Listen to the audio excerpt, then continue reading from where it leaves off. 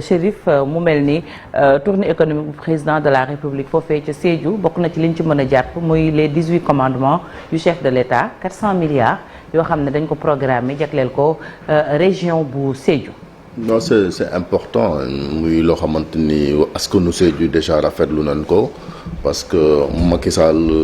malgré les critiques am na côté boo xamante ni moom réussir na ko bokk na ci wàllu ay infrastructures surtout boo xoolee fii ci Sénégal ak ce qu'on appelle équité territoriale parce que Sénégal comme benn moment boo doon xool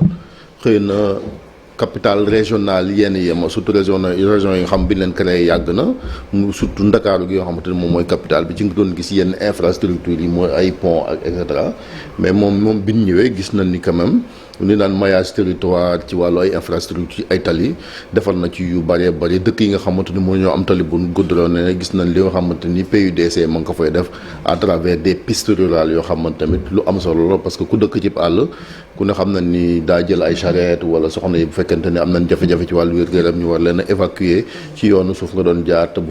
dee charrette ba la mën na faa paan wala nang mais bu dee am na piste en attendant quand même ñu ci def goudron quand même c'est important ay auto boo ci boole nag autorité donc surtout bu tee région boo xamante région bu mel ni Sédhiou la parce que ANSD études yi mu fi mujj def dañ ne woon bokk na ci diwaan yi nga xamante ni ñoo gën a ndóol fii ci Sénégal donc bu fekkente ne état bi aussi jël na xaalis bu mel noonu yóbbu ko fa lu am solo la parce que dana war a yemale ñëpp ci réew boo koy diriger aussi da ngay war a walu am xaaj ak seen ñuy favoriser ñuy bàyyi ni surtout ñi nga xamante ñoo gën a ndóol ce qu'on appelle discrimination positive sax lañ leen war a defal li ëpp ci investissement ñu def ko fa su ko defee quand même fii ak at dinañ mën a xam tembo ba xam nga ay exode rural du am gone yi duñ fa jógee di ñëw ci dëkku taax yi su ko defee nit ñi dajaloo fii ñu Ndakaaru ñu mën koo régler parce que boo xoolee pont Marsassoum bi aussi bokk na ci pont boo xamante ni askan wa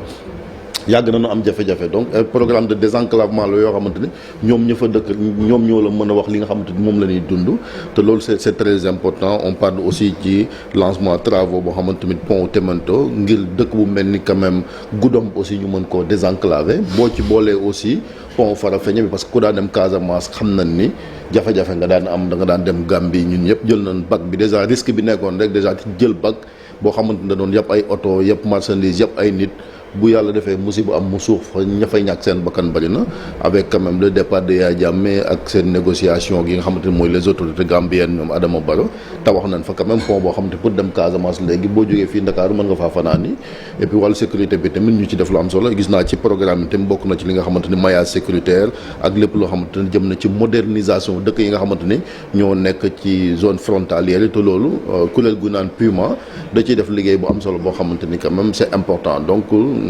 il faut saluer effort yi nga xamante ni quand même état bi ko def cëram la mais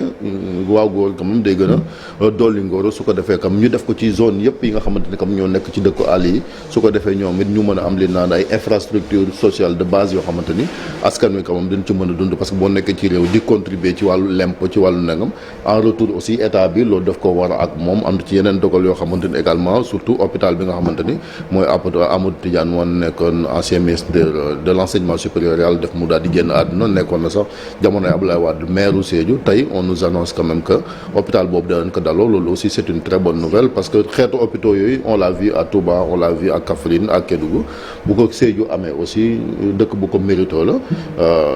gis nañ tamit ku mel ni Sadio Mané mun ñoo nekk di wax Sédhiou te duñ ko wax parce que doomu Sénégal la dëkk ba mu dëkk di Bambali moom it ma nga fa doon def ay efforts yoo xamante ni état la waroon et yooyu aussi c'est important ay particuliers aussi di ko def mais ki mu gën a war mooy état bu Sénégal malheureusement pour Macky Sall nag bon malgré ses réalisations xëy na problème ñoom communication lañ am ngir yu mel ni xëy na jëmmal ko wala nanga moo tax sa boo xoolee le débat et pour hier j'ai suivi ku mel ni Mame Boye Diaw ils sont conscients de ça ci émission boo xam ne amaloon nag fii booy def yenn yi tamit après nit ñi di la détourner ci yeneen débat yoo xamante doo mën a sax quand même fësal li nga xamante ni moom ngay liggéey le bilan matériel c'est important comme bilan immatériel ni mu ko important yëpp mën nañ koo boole ci réew su ko defee li naan émergence Sénégal mën caa jot. waaw xam nga Sédhiou dafa nekk région bu nga xam ne dafa am potentiel bu énorme. Absolument. Donc mais malheureusement pendant plusieurs années dañ leen bàyyi en rade les différents gouvernements yi nga xam ne ñoo fi nekk sur le plan des infrastructures bëri na lu nga xam ne manqué na fa les infrastructures sociaux de base ak ci wàllu koom-koom nu ñu ko mën a ñoŋale loolu yëpp dafa xaw a manqué moo tax conseil bu mel nii loolu moom mooy solo si te li nga xam ne mooy la mère des batailles pour cette région c'est déjà le désenclavement donc il faut moo tax d'où l'importance du pont de Marsassoum ñu immortaliser ci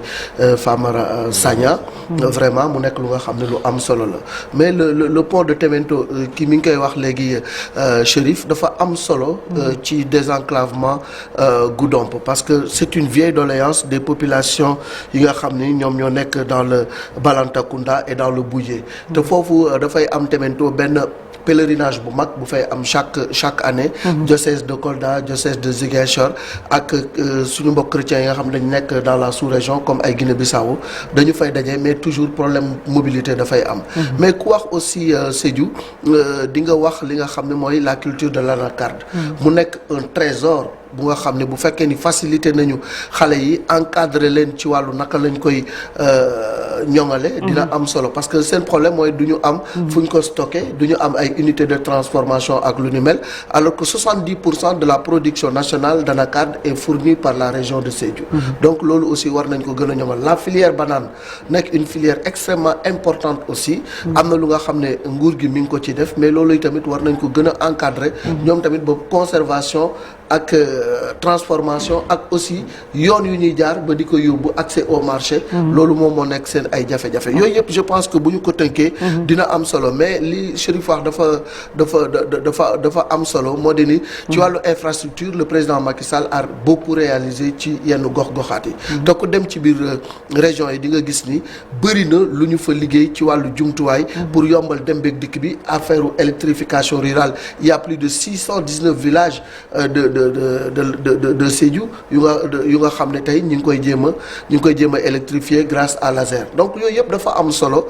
que nit ñi di ko jëmmal di ko jaajëfal parce que liggéey aussi nit bu koy def dina am jaajëf lépp mënul dox mais li nga xam ne dafa dox aussi buñ ko gisee nañ ñu lii dox na mais sur le plan des infrastructures il a beaucoup fait Puma PUDC Promoville bourse CMU ak yooyu yëpp mi ngi am njeexital bu baax ci askan bi rawatina ci diwaan boobu li ci des nag mooy li milliards yi bëri que ñu gis ko en termes de réalisation liggéey baax na waaye réaliser moo gën Marcel pour finir wax nañ ko Sédhiou considéré comme l'une des régions les plus pauvres du Sénégal si ce n'est la plus pauvre selon les statistiques de l'ANSD donc c'est quand même très très normal que état nga xamante ne c'est quand même ça la base d'un état loolu lay war di def mooy que dafa war di gestu li nga xamante ne moom mooy fu manqué rek ñu mën ko jéem ko compléter donc lu mel ni Sédhiou je pense que c'est normal tey état bi di maximiser ay actions am di ko jëmale ci gox yu mel ni Sédhiou donc 8 ans après 2015 la woon ba fa Macky Sall defee woon conseil des ministres décentralisé ñu annoncé fa woon benn programme d'investissement yoo xamante ne tolloon na ci 200 milliards de francs CFA pour prise en charge priorité région Sédhiou lu jëm ci wàllu infrastructure désenclavement agriculture waaye tamit ci napp geeg ci élevage donc mu di effectivement ay actions yoo xamante ne moo mën a nekk le secret la clé pour mën a fexe ba xeex li nga xamante ne moom mooy l'exode rural quand même ndaxte ndaw yi jógee ci gox-goxaan yi di ñëw Dakar dafay rek am li nga xamante ne dafay wàññi doole ci gox yooyu noonu ndaxte gox yooyu dañu soxla jeunes yi fa nekk tamit ngir mën a fexe ba développer ko donc président de la République moom précisé na ne qu'entre 2013 et 2022 lu ëpp 290 milliards plus précisément donc près de 300 milliards de francs CFA lañ fa jot a investir donc pont de Marsassoum bi wax nañ ko baptisé Famara Ibrahima Sagna pour un coût de 20 milliards de francs CFA route nationale 4 bi RN4 bi itam qui est en chantier actuellement boucle du Boudjé bi pour plus de 38 milliards de francs CFA ngir fexe ba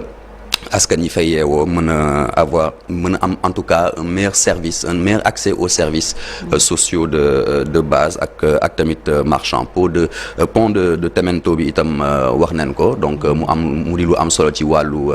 diine surtout Malick mu ngi ko doon fàttali sànq ci wàllu pèlerinage bu fay faral di am at bu ne te nit yi di jógee un petit peu dans les coins environnants donc ak tamit programme yu bëri yoo xamante ne day jël aspect ci wàllu équité sociale ak territoriale waaye rek comme ni ñu ko waxee 400 milliards yi c'est bien beau ñu investir ko ci pour un programme triennal encore une fois pour 18 programmes plus précisément waaye je pense que war nañ teg yeneen action yoo xamante ne dafay mën a fexe ba Sédhiou gën a mën a nekk en tout cas une région qui sort de cette pauvreté pour mën a yegg si moom tamit mën a bokk ci li nga xamante ne moom mooy émergence du Sénégal. Très bien merci beaucoup Marcel Farba Maroun 7h13 jot na ñu des ba tey ci bët Saalum réew mi